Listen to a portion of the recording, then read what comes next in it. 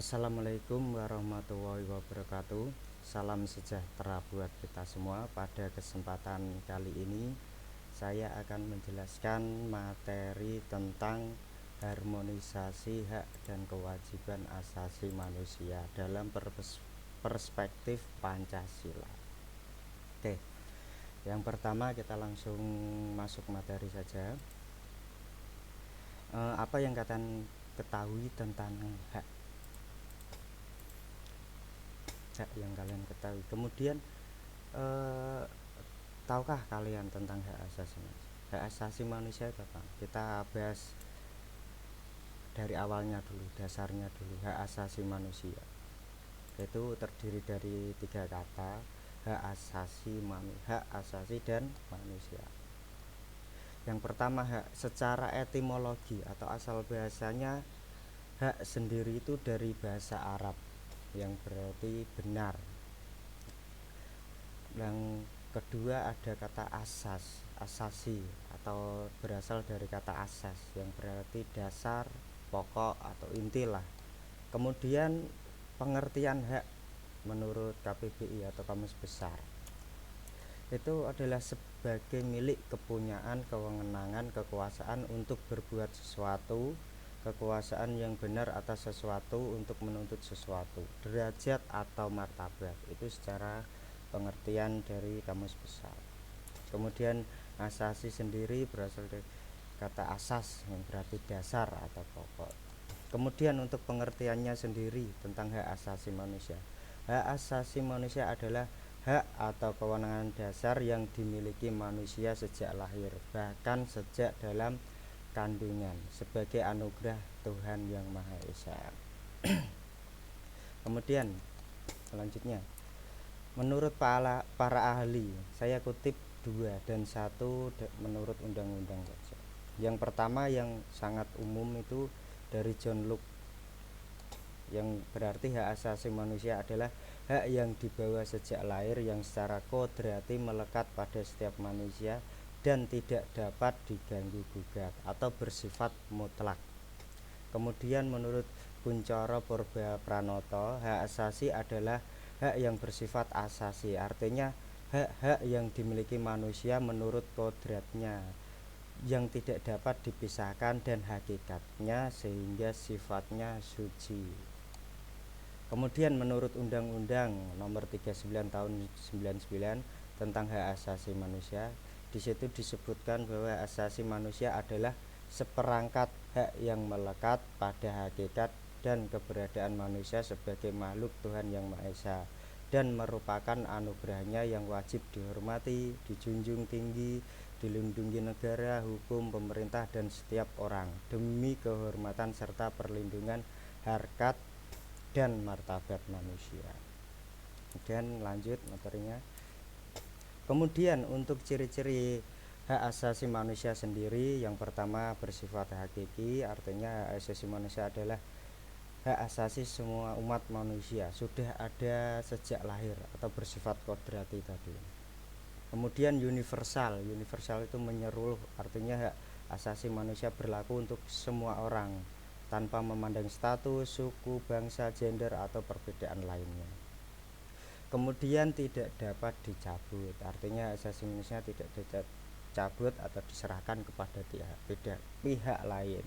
Kemudian tidak dapat dibagi, artinya semua orang berhak atau mendapatkan semua hak, apakah itu hak sipil, hak politik, hak ekonomi, sosial maupun budaya. Kemudian macam-macam HAM yang ada di Indonesia. Yang pertama itu ada hak asasi pribadi.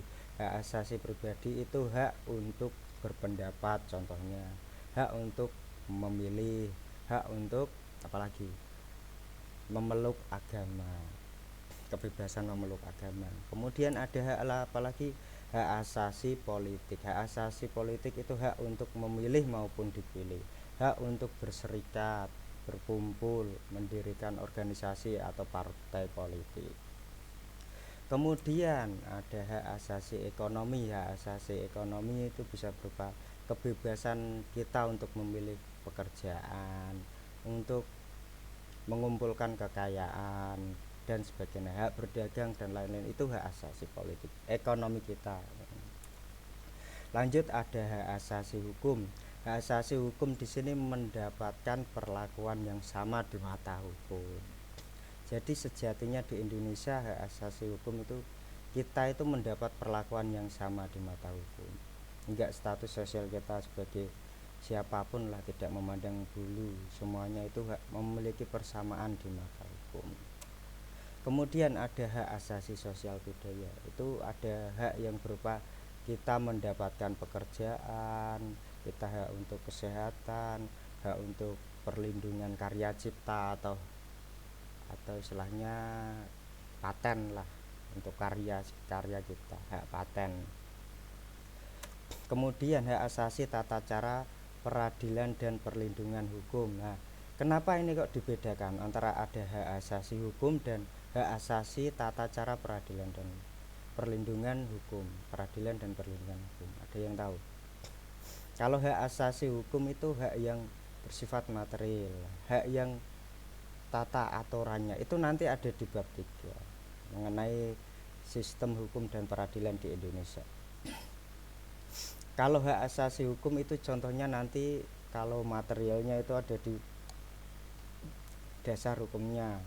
Dasar hukumnya itu contoh hukum materialnya itu hukum pidana misalnya, itu yang mengatur tentang tata cara, kemudian tentang hukumannya. Kemudian hak asasi tata cara peradilan dan perlindungan hukum itu nanti masuk di acaranya.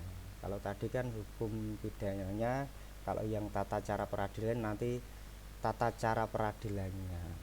Ini harus dibedakan, hukumnya itu nanti aturannya sama, kemudian tata cara peradilannya juga harus sama, tidak memandang bulu.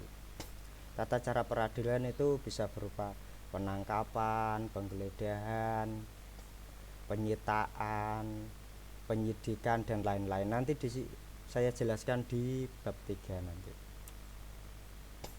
Apa itu kewajiban? Apa yang kalian ketahui tentang kewajiban asasi manusia? Kewajiban asasi manusia, kewajiban yang berarti kewajiban secara sederhana diartikan sebagai segala sesuatu yang harus dilaksanakan dengan penuh tanggung jawab. Itu cara pengertian dasar atau pokok sama tadi. Kemudian saya kutip di undang-undang, kewajiban asasi dapat diartikan sebagai kewajiban dasar setiap manusia, tertuang dalam ketentuan pasal 1 ayat 2 Undang-Undang Republik Indonesia nomor 39 tahun 99 tentang hak asasi manusia, yang menyatakan kewajiban dasar manusia adalah seperangkat kewajiban yang apabila tidak dilaksanakan tidak memungkinkan terlaksananya dan tegaknya hak asasi manusia. Jadi ketika kewajiban tidak terlaksana, maka hak asasi manusia juga tidak akan terlaksana. Lanjut, apa saja kewajiban asasi manusia? Ya, tentang kewajiban asasi manusia saya kutip di Undang-Undang Dasar. Ini banyak, nanti kalian bisa cari referensi sendiri. Yang pertama ada pasal 27 ayat 1, kemudian ada pasal 27 ayat 3, pasal 28J ayat 1 dan sebagainya. Referensi dari instrumen negara kita. Kemudian substansi hak dan kewajiban asasi manusia. Yang pertama itu nilai-nilai Pancasila itu mengandung nilai dasar. Nilai dasar kan ada 3, nilai dasar, nilai instrumental, dan nilai praktis. Kita bahas satu persatu. Yang pertama nilai dasar dulu. Nilai dasar, nilai yang berkaitan dengan hakikat kelima sila. Nilai-nilai dasar tersebut bersifat universal atau menyeluruh, atau sifatnya itu masih umum. Di dalamnya terkandung cita-cita, tujuan, serta nilai yang baik dan benar. Nilai dasar ini bersifat abstrak, tetap, dan terlekat pada kelangsungan hidup negara. Penjabaran antara hak asasi manusia dengan sila Pancasila adalah sebagai berikut. Ini untuk penjabarannya. Yang pertama, sila ketuhanan yang Maha Esa, kaitannya dengan hak asasi manusia. Yang pertama itu menjamin hak kemerdekaan untuk memeluk agama. Yang kedua itu melaksanakan ibadah, menghormati perbedaan agama. Lanjut, Untuk yang sila kedua, kemanusiaan yang adil dan beradab, kaitannya dengan hak asasi manusia, menempatkan setiap warga negara pada kedudukan yang sama dalam hukum serta memiliki kewajiban hak yang sama untuk mendapatkan jaminan dan perlindungan hukum. Tadi sudah saya jelaskan di belakang. Kemudian persatuan Indonesia mengamankan adanya unsur pemersatu di antara warga negara dengan semangat rela berkorban dan menempatkan kepentingan bangsa dan negara di atas kepentingan pribadi maupun golongan. Sudah paham ya tentang persatuan Indonesia kaitannya dengan hak asasi manusia. Dengan semangat rela berkorban itu kita menempatkan kepentingan bangsa di atas kepentingan pribadi kita maupun golongan. Lanjut, kemudian sila keempat, kerakyatan yang dipimpin oleh hikmat kebijaksanaan dalam permusyawaratan perwakilan itu dicerminkan dalam kehidupan pemerintahan bernegara bermasyarakat yang demokratis. Itu ada gambarnya, contohnya kita sedang musyawarah desa. Itu salah satu perwujudan dari sila keempat. Lanjut, keadilan sosial bagi seluruh rakyat Indonesia, mengakui hak milik dan jaminan sosial secara perorangan yang dilindungi oleh negara serta berhak mendapatkan pekerjaan dan perlindungan. Ketika orang sudah memiliki hak untuk mendapatkan pekerjaan dan perlindungan, maka itu berpotensi untuk mewujudkan keadilan sosial bagi seluruh rakyat Indonesia. Sudah paham ya? Kemudian kita masuk ke yang nilai instrumental. Nilai instrumental apa yang kalian ketahui tentang nilai instrumen? Saya kata instrumen itu apa sih? Ada yang sudah tahu atau lupa? Ya, saya jelaskan di sini. Nilai instrumental sendiri itu berasal dari kata alat, yang berarti alat, seperangkat, merupakan penjabaran dan nilai-nilai dasar yang sifatnya lebih khusus. Kalau tadi Pancasila kan sifatnya dasar pokok atau inti ya, dasar negara. Kalau instrumen itu bisa berupa undang-undang. Semen kita kan ada undang-undang dasar, peraturan menteri, peraturan presiden, sampai peraturan daerah. Kemudian pengertiannya lagi, nilai keinstrumenan merupakan pedoman pelaksanaan kelima sila Pancasila, pada umumnya berbentuk ketentuan konstitusional mulai dari undang-undang sampai dengan pemerintah daerah. Sudah jelaskan ya. Peraturan perundang-undangan yang menjamin hak asasi manusia adalah ya di sini. Kalian bisa lihat, saya kutip dari beberapa Undang-Undang Dasar tahun 95 pasal 28A sampai J. Kemudian ketetapan MPR dan lain-lain. Nanti kalian bisa cari referensinya di Mbah Google banyak. Ini hanya beberapa yang saya cantumkan di sini. Nanti kalian bisa cari sendiri. Di peraturan daerah juga kan banyak sebenarnya peraturan tentang HAM. Setiap daerah itu kan memiliki otonomi daerahnya sendiri-sendiri. Ini kan perdanya nggak mungkin lah saya cantumkan di sini karena tiap daerah itu beda.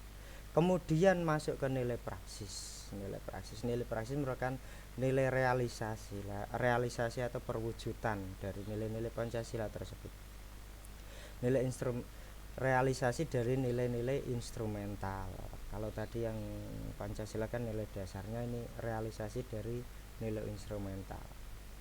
Suatu pengalaman dalam kehidupan sehari-hari, nilai praksis Pancasila senantiasa berkesan dan selalu dapat dilakukan perbaikan serta perkembangan zaman dan antisipasi masyarakat. Hal tersebut dikarenakan Pancasila merupakan ideologi yang terbuka, harus sesuai perkembangan zaman. Nilai-nilai instrumental sendiri kalau direalisasikan itu kan harus sesuai perkembangan zaman. Contoh undang-undang yang dulu itu tidak bisa diterapkan di sekarang, itu yang dimaksud harus sesuai dengan perkembangan zaman. Undang-undang dasar sendiri kan sudah beberapa kali di amandemen.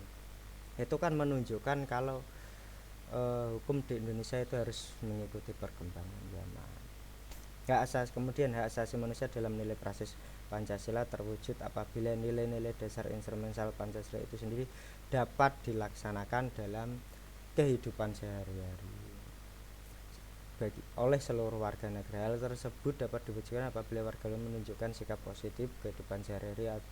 Adapun sikap positif di antara dapat kalian ya nanti kita bagi dalam tabel untuk nilai praksis atau realisasi dari nilai-nilai Pancasila atau maupun nilai-nilai instrumental.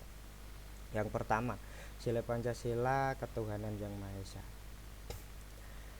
Kemudian sikapnya dari sila pertama itu yang pertama ada menghormati, bekerja sama antar umat beragama, kaitannya dengan ketuhanan ya. Terbina kerukunan hidup, saling menghormati, kebebasan beribadah, tidak memaksakan suatu agama atau kepercayaan orang lain. Nah, ini bedanya di Indonesia nih.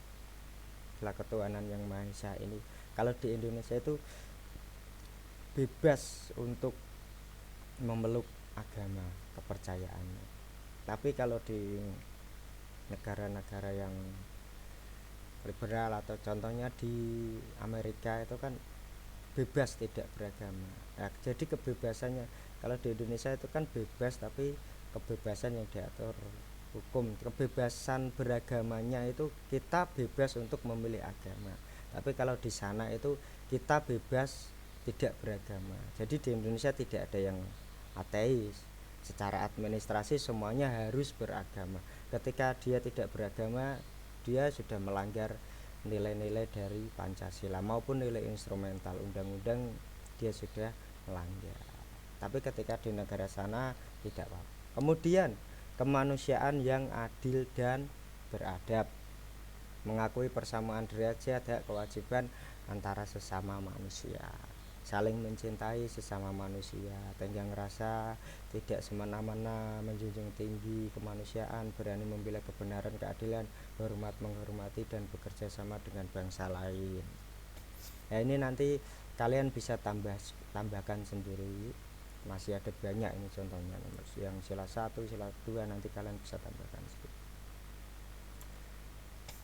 Kemudian persatuan Indonesia, menempatkan persatuan dan kesatuan di keselamatan bangsa negara di atas kepentingan pribadi maupun golongan, rela berkorban kepentingan bangsa dan cinta tanah air, bangga sebagai bangsa yang bertanah Indonesia, memajukan pergaulan demi persatuan dan kesatuan bangsa yang berbineka tunggal ika. Yang berbineka tunggal ika itu yang seperti apa toh?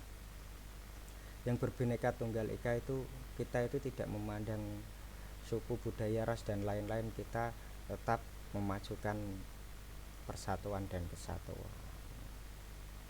Kemudian 4, kerakyatan yang dipimpin oleh hikmat kebijaksanaan dalam permusyawaratan perwakilan, mengumpulkan kepentingan negara dan masyarakat, tidak memaksakan kehendak kepada orang lain,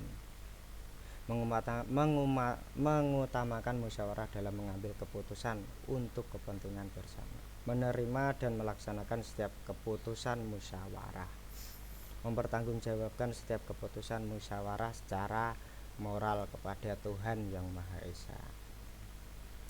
Kemudian sila yang kelima, keadilan sosial bagi seluruh rakyat Indonesia, menjaga keseimbangan antara hak dan kewajiban, menghormati hak-hak orang lain, suka memberi pertolongan kepada orang lain, menjauhi sikap pemerasan kepada orang lain, menjauhi sikap boros, gaya hidup mewah atau hedonis, rela bekerja keras, menghargai hasil karya orang lain. Nanti kalian bisa tentang keadilan sosial bagi banyak sekali.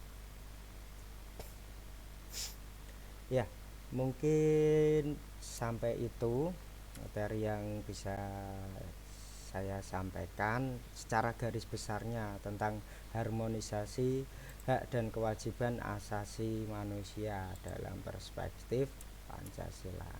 Nah, ini sebelum saya tutup, ini saya ada video motivasi lah, kaitannya dengan sila ketiga. Silahkan ditonton, ini videonya lucu.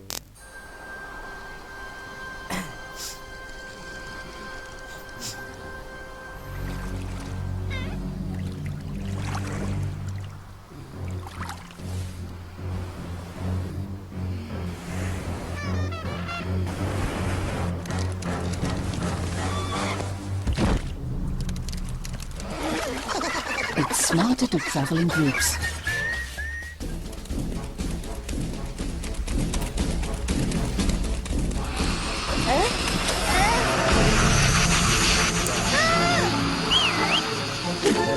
Dalam video persatuan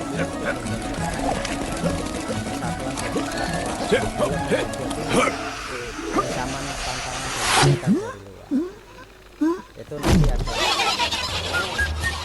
nanti kita basic ini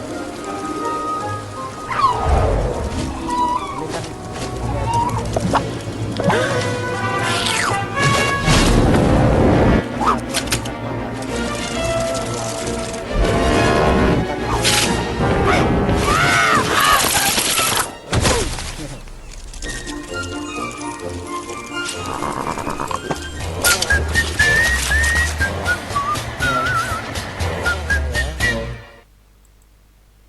ya, sekian presentasi dari saya. Apabila ada kesalahan dalam menyampaikan materi mohon dimaafkan, karena manusia tak luput dari salah dan dosa.